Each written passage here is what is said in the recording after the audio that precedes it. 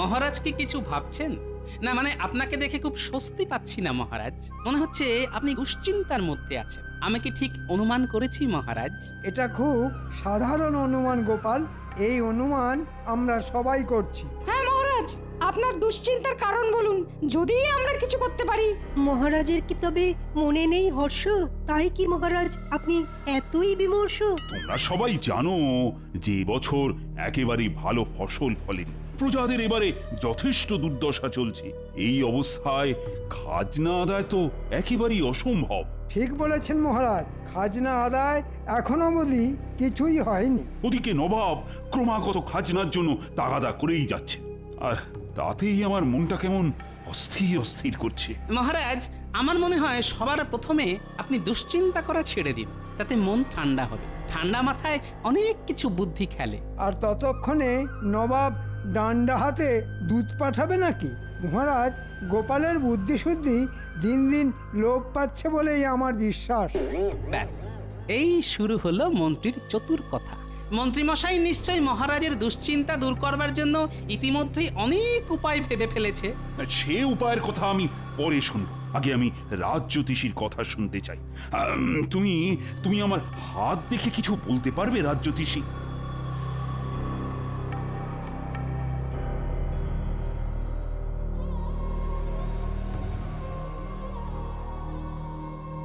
মহারাজ, আপনার হাত দেখে যা বুঝলাম তা হলো একটা অশুভ প্রভাব ছিল বটে। অশুভ? আচ্ছা, বেশ বেশ, তা এখন কি অবস্থা? সেই অশুভ প্রভাব কেটে গেছে, তাই আর আপনার বিশেষ কোনো চিন্তার কারণ নেই। চিন্তার কারণ নেই বলছো? তবে কি? মহারাজ, আমার মনে হয় এই সমস্ত গেঁয়ো যোগী দিয়ে আর কিছু হবে না। আমি কতদিন ধরে এখানে রাজজ্যোতিষী আছি সেটা কি ভুলে গেছেন মন্ত্রীমশাই? সেই জন্যই তো বলছি, আপনার সময় পেরিয়ে গেছে। মন্ত্রী, থামো দেখি। মহারাজ, আমি এমন একজন জ্যোতিষীকে চিনি যিনি হলেন ত্রিকালদর্শী। সব কিছু দোষগুণ উনি বলে দিতে পারেন, আর কোনো রকম সমস্যা থাকলে উনি তার বিধান দিতে পারেন। তাই বুঝি? ব্যাটার মতলব ঠিক ভালো ঠেকছে না। আপনি যদি তার সাথে দেখা করতে চান তাহলে তাকে রাজসভায় একবার আনা যেতে পারে। বেশ মন্ত্রী, তবে তাই হোক। আমি তার সাথে দেখা করতে চাই। তুমি তাকে এই রাজসভায় আনবার ব্যবস্থা কর। বিলক্ষণ মহারাজ।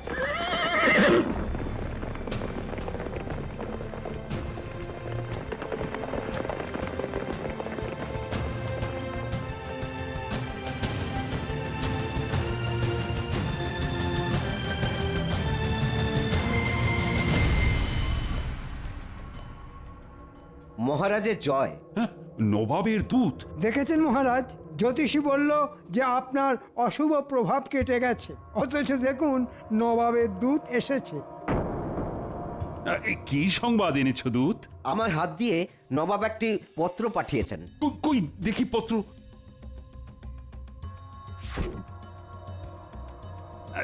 তুমি এখন যেতে পারো দূত। নবাবকে আমার কুশল জানিও।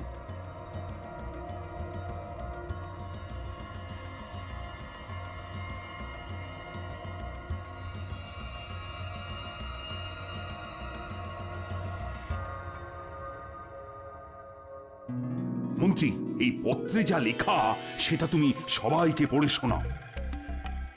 পত্রে লেখা আছে, নবাব আগামী সপ্তাহ শেষে এবছরের সেরা আবিষ্কারের জন্য উদ্ভাবনীশ্রী পুরস্কার স্বর্ণ স্মারক দেবেন। সাধু সাধু সাধু। যে রাজ্য সেরা হবে পুরস্কারের সঙ্গে সঙ্গে তাদের সমস্ত খাজনাও মুকুব করা হবে। বাকি রাজ্যগুলির খাজনা দ্বিগুণ করা হবে। আবিষ্কারের বিষয়বস্তু এই সপ্তাহের মধ্যে নবাবকে জানাতে হবে। শুনলে তো সবাই, আমি না বড়ই অসহায় বোধ করছি। সবাইকেই ভাবতে হবে আবিষ্কার বলে সবকিছুর দায় বিজ্ঞানীর, আর বাকিরা নাকে তেল দিয়ে ঘুমোবে। এমনটা কিন্তু চলবে না। বুড়ো রাজা এবার সত্যি সত্যি বিপদে পড়েছে। দেখি এই সুযোগে কিছু কামিয়ে নেওয়া যায় নাকি।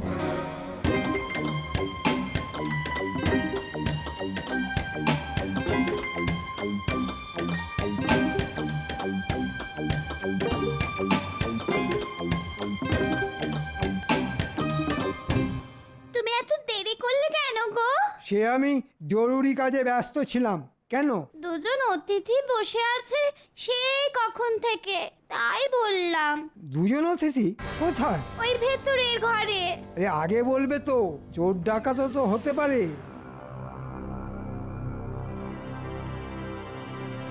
আপনারা কারা ঠিক চিনতে পারলাম না তো। আমি খাম্বাজ রাজ্য থেকে আর ইনি বর্ধমান রাজ্য থেকে এসেছি। আমরা খুব বিপদে পড়েই এসেছি। একমাত্র আপনি পারেন আমাদের বিপদ থেকে উদ্ধার করতে। সেটা কিরকম? আগে ওই আমাদের দেশে ওই আপনার কৃষ্ণনগরের মতো বিজ্ঞানী নেই, তাই নবাবের শর্ত রাখবার জন্য আমাদের কিছু আবিষ্কার করে দিতেই হবে। আমরা নিশ্চিত সেই আবিষ্কার পুরস্কার পাবেই। এতে আমার লাভ? এতে আমরা আপনাকে 5,000 মোহর দেব। এ তো দারুণ দাও। শুধু 5,000 মোহর? আপনি বলুন না আর কি চান। বিজয়ী হলে আমাকে মোহরের সাথে 50 একর জমি দিতে হবে। বলুন, রাজি? আমরা রাজি। আপনি মোহরের সাথে জমিও পাবেন। ঠিক আছে, এখন আপনারা চলে যান। কেউ যেন আমাদের সাক্ষাতের কথা জানতে না পারে। আপনি কোনো চিন্তা করবেন না, শুধু আমাদের এই বিপদ থেকে উদ্ধার করুন।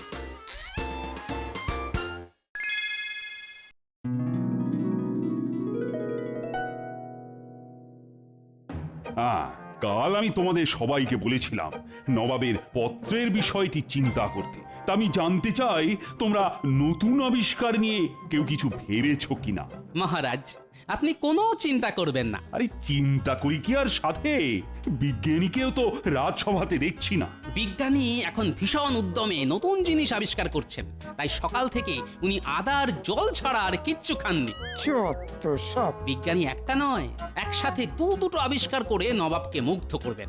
বলো কি? নিশ্চিন্ত থাকুন মহারাজ, পুরস্কার কৃষ্ণনগরী ছিনিয়ে নেবে, কারণ এরকম আবিষ্কার আগে হয়নি।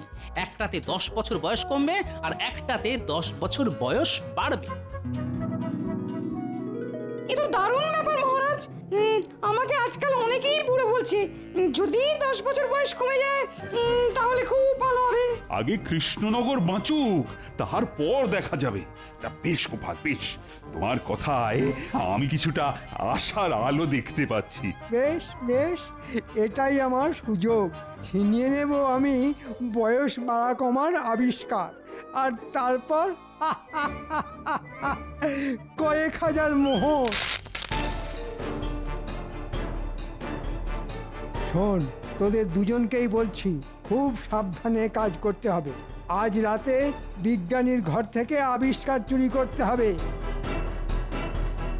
আর কাল জ্যোতিষী সেজে মহারাজের সামনে যেতে হবে। কিন্তু আমরা কি বলবো মহারাজের কাছে? শোন, মহারাজের সামনে শুধু অঙ্গভঙ্গি করবি, কোনো কথা বলা যাবে না, তাহলে ধরা পড়ে যেতে পারিস। যা, আজ রাতের কাজ কর। ওই চুরিটা তোরা বেশ ভালোই পারিস।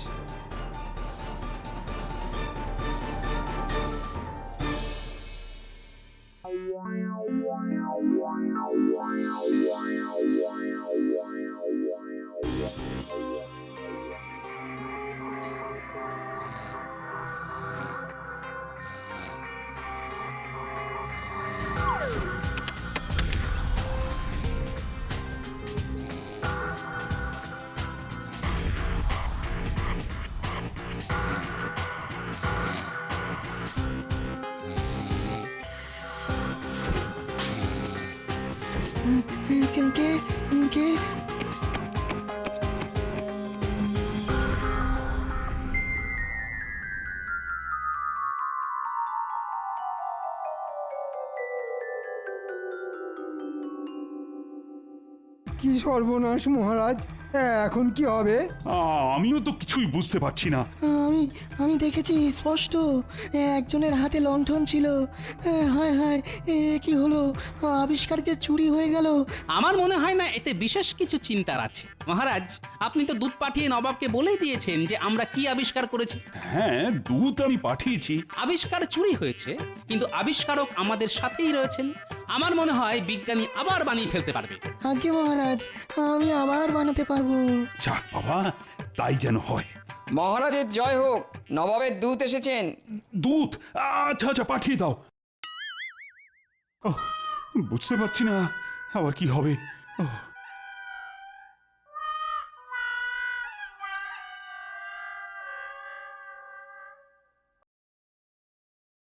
মহারাজ, নবাব বলে পাঠিয়েছেন যে কৃষ্ণনগর যে আবিষ্কারের কথা বলে পাঠিয়েছে সেটা ইতিমধ্যেই খাম্বাজ আর বর্ধমান রাজ জানিয়েছে। তাই কৃষ্ণনগরকে নতুন কিছু আবিষ্কার করে আনতে হবে। সে কি? বেশ বেশ, তাই হবে তাই হবে। তুমি এখন যেতে পারো। হ্যাঁ। কি সর্বনাশ! এখন কি হবে? আরে, হাতে তো মাত্র 5 দিন।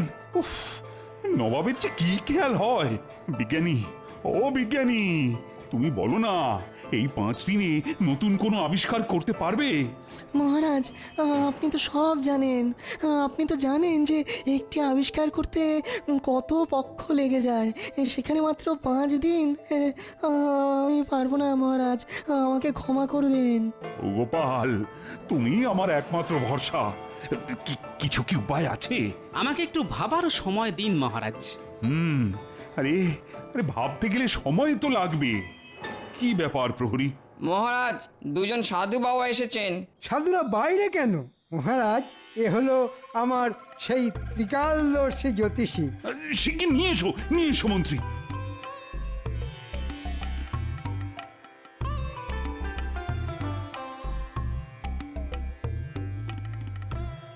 মহারাজ, এনারা দুজনেই হলেন সেই ত্রিকালদর্শী জ্যোতিষী মৌনব্রতী বাবা। মুখে কিছু বলেন না, সবই ইঙ্গিতে বোঝান, তবে গণনা নির্ভুল। কিরকম যেন গন্ডগোল লাগছে, এদের দেখে চেনা চেনাও লাগছে। যাই হোক, দেখি। হে ত্রিকালদর্শী জ্যোতিষীগণ, আমাদের রাজ্য আর মহারাজ এখন ঘোর সংকটে। আপনারা গণনা শুরু করুন। আপনারা আকার ইঙ্গিতে যা বলবেন আমি সব বুঝিয়ে দেব।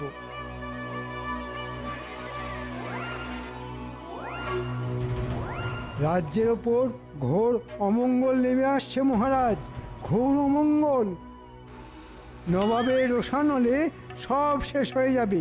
কি তাই তো? কি সর্বনাশ!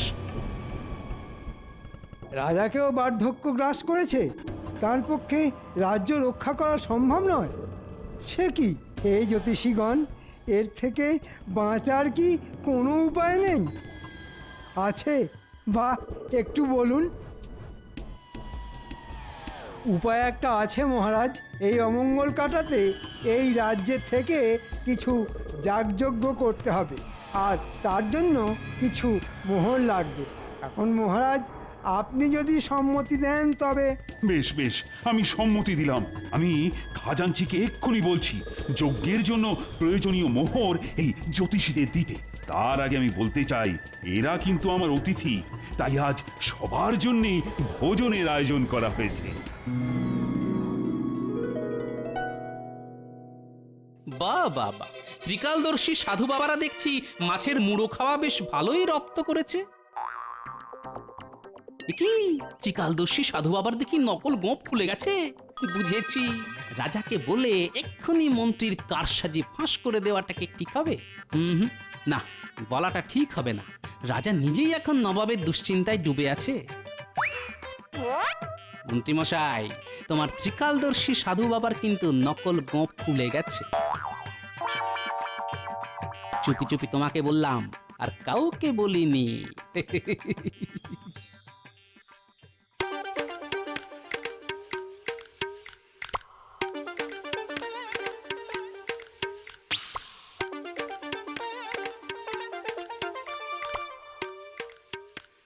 ব্যাপার বলো তো তোমার? সেই কোন সকালে বেরিয়েছো, কোনো খবর নেই। বলি চিন্তা হয় তো নাকি? সে রাজসভায় অনেক কাজ ছিল। বলি রাজসভাতে কি এত তোমার রাজকার্য শুনি? দুপুরে নাওয়া খাওয়া বন্ধ দেখছি। আমার হয়েছে যত জ্বালা। হ্যাঁ, আমি খেয়ে এসেছি, তুমি খেয়ে নিয়েছো তো? তোমার জন্য কি হাপিস টেস্ট করে বসে থাকবো নাকি? আমার বুঝি খিদে পায় না?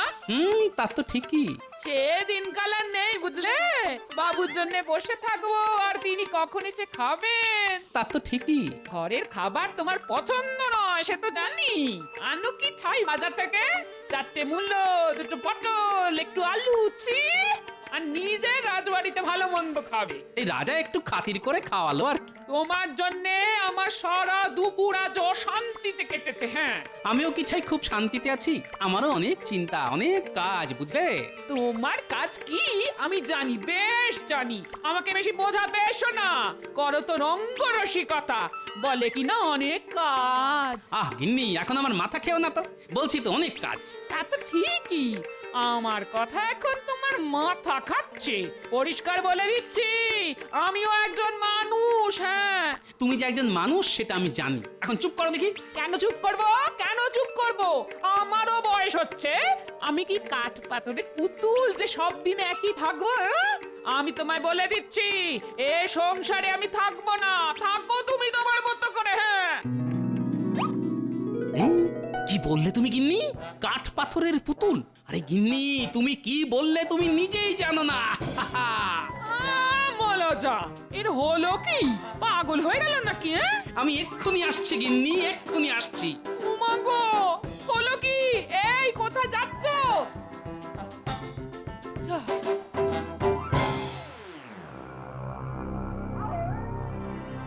কাজটা ভালোই ভালোই হলো বটে, তবে মজুরিটা একটু বেশিই পড়লো। কিছু তো করারও নেই, হাতে যে সময় বড় কম। এখন তাহলে মজুরি আনতে মহারাজের কাছেই যেতে হবে। কি তুমি কিছু জানো না কিন্তু গোপাল, যা দেখেছো ভুলে যাও। মন্ত্রী মশাই, আপনি ভালো করেই জানেন যে ভুলতে গেলে মোহর লাগে। আমি সেটা বুঝেছিলাম।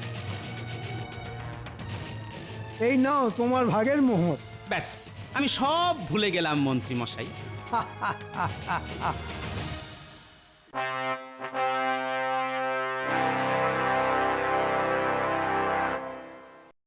মহারাজ, ওই সাধুদের আনতে কি আপনি বলেছিলেন? হ্যাঁ গোপাল, ওরা ত্রিকালদর্শী যে।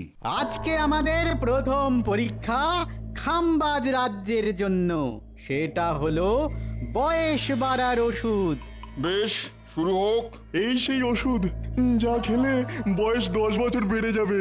উজির, তুমি ওই ওষুধ খেয়ে নাও। নবাবের যা হুকুম।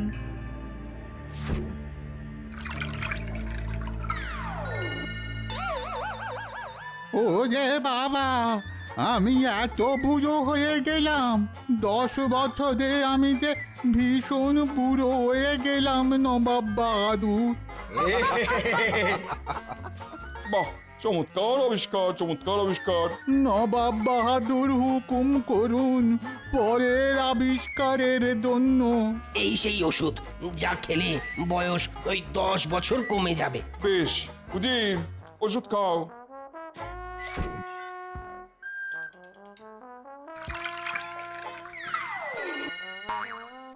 চমৎকার, চমৎকার। এবার এসেছে কৃষ্ণনগরের পালা। বলো, তোমরা কি আবিষ্কার করেছো? গোপাল, তোমার মুখ থেকে শুনি। আপনার দেওয়া শর্ত অনুযায়ী আমরা এমন জিনিস আবিষ্কার করেছি যা আপনার বয়স বাড়াবেও না, কমাবেও না। আপনি যেমন আছেন সারা জীবন নিজেকে ঠিক এইভাবেই দেখতে পাবেন। কই কই দেখাও সেই আবিষ্কার।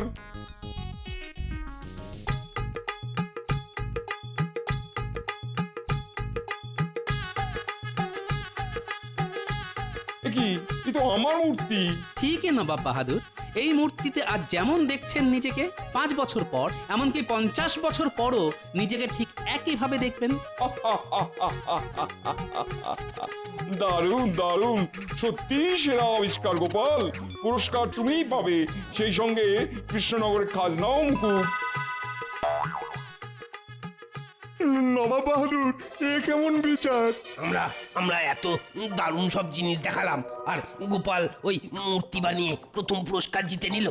তোমাদের যে আবিষ্কার, সেই আবিষ্কার কৃষ্ণনগরও করেছিল, কিন্তু আগে না জানানোর জন্য আমি সেটা বাতিল করি। তবে গোপালের আবিষ্কার সত্যি অভিনব। কিন্তু কৃষ্ণনগরের মন্ত্রী আমাদের 5000 মোহরের বিনিময়ে এই আবিষ্কার দিয়েছেন। এখন সেও গেল, সঙ্গে দ্বিগুণ খাজনাও দিতে হবে। এরপরে মন্ত্রী আমাদের থেকে জমিও চেয়েছেন। এ কি কৃষ্ণচন্দ্র, তোমার মন্ত্রী তো দেখছি জোচ্চোর। মন্ত্রী? তবে এই ছিল তোমার মনে? দাঁড়ান মহারাজ, এখনো তো দেখার বাকি।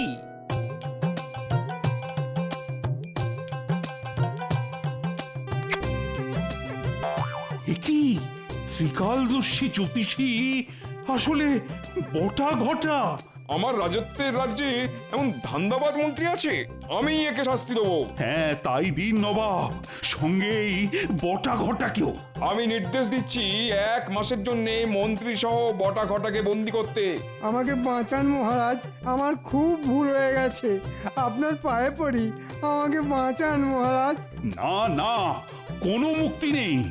1 মাস ধরে পচে মরো গারদে, আর এটাই তোমার শাস্তি। মরে যাব মহারাজ, একেবারে মরে যাব, মরে যাব মহারাজ, একেবারে মরে যাব। মহারাজ, এই নিন মোহর। আপনার মন্ত্রী আমার মুখ বন্ধ রাখার জন্য আমাকে উপঢৌকন দিয়েছিল। মূর্তি বানাতে একটু শুধু খরচা হয়েছে মহারাজ। ওটা ওটা আমি আবার তোমাকে দিচ্ছি গোপাল, পুরস্কার হিসেবে।